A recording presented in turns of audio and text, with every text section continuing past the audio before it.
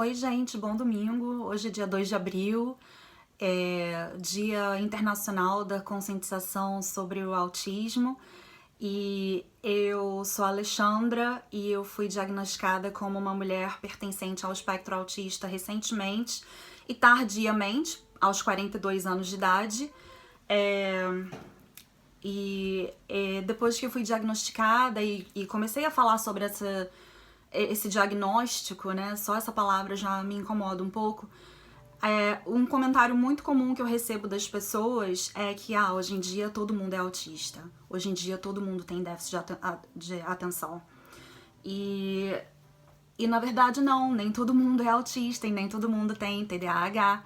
Mas que bom que tá havendo um boom de diagnósticos com relação à neurodiversidade, porque durante tanto tempo questões, né, da ordem da saúde mental e questões neurológicas tiveram tanto estigma e tanto preconceito, e que bom que pessoas que tinham questões nas suas vidas que estavam sem resposta, hoje em dia, através de escutar outras mulheres falando sobre isso e sobre a sua própria experiência, possam se identificar e também responder essa questão, né? Tipo, caramba, talvez eu seja autista, e então procurar uma avaliação para responder, né?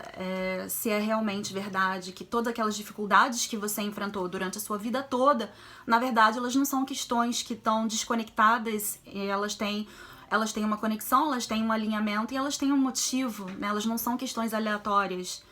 Então, que bom que tem muita gente falando a respeito, né, de autismo. Que bom que mulheres estão sendo cada vez mais diagnosticadas e estão podendo falar a respeito disso para trazer outras pessoas que talvez tenham dificuldades semelhanças, trazer a mesma explicação para as suas vidas, né?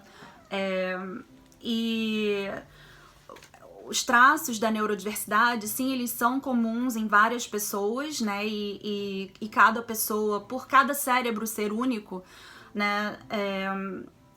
Cada pessoa ela vai expressar aqueles traços de uma forma única, mas a diferença entre uma pessoa que tem traços da neurodiversidade e uma pessoa neurodivergente é que aqueles traços, eles se acumulam e eles se expressam, às vezes, trazendo dificuldades para a vida da pessoa, dificuldades de comunicação, dificuldades de interação social, no caso do autismo, né? Muitas dificuldades que se perpetuam ao longo da vida da pessoa, então tem uma diferença.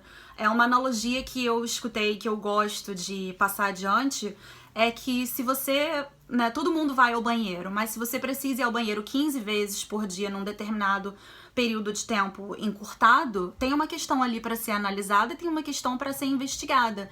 E o mesmo caso acontece com os traços da neurodiversidade, né? As pessoas que têm traços de déficit de atenção, sim, mas aquilo impacta a sua vida negativamente de alguma forma. E a outra coisa que eu queria falar é que autismo não é doença e não é transtorno, não é uma desordem, é um neurotipo diferente. Mesmo que a comunidade científica ainda esteja usando esses nomes para se referir ao autismo e à neurodiversidade, os movimentos neurodivergentes, né, da neurodiversidade estão atuando socialmente contra esse estigma, contra esse preconceito, assim como os movimentos LGBTI+, fizeram e fazem, né? A homossexualidade e a bissexualidade também já foram incluídos como transtornos e doenças, e hoje em dia a gente, através dos movimentos sociais, conseguiu desfazer isso e ver como, né, como uma questão social, como uma questão política, como uma política de identidade.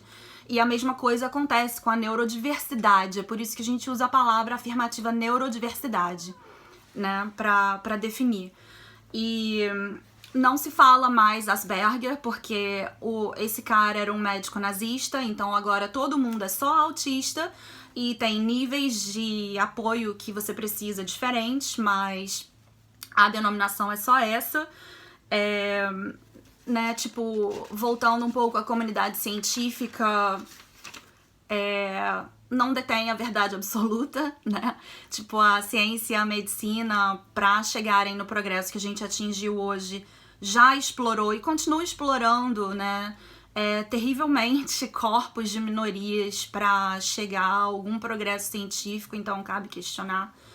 E o que todo mundo quer é acolhimento e inclusão, né? É fazer parte, é se sentir pertencente, é encontrar pessoas que estejam abertas, que estejam com uma escuta favorável para entender, se familiarizar com as questões daquelas pessoas que elas têm uma experiência diferente da sua, né? Então é só isso que a gente quer. Pessoas com escuta aberta, capazes de adaptar, sabe? Ajudar a adaptar o mundo para que seja cada vez mais inclusivo para mais pessoas.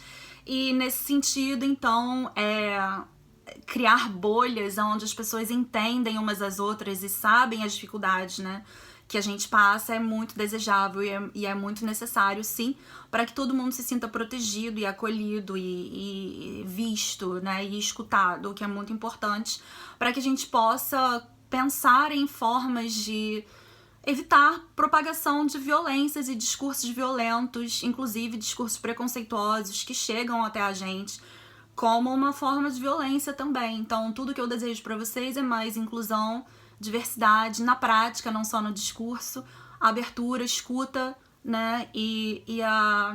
Pra gente poder fazer um mundo sem perpetuação de violências, tá? Então, bom domingo e feliz dia de conscientização sobre o autismo. Tchau!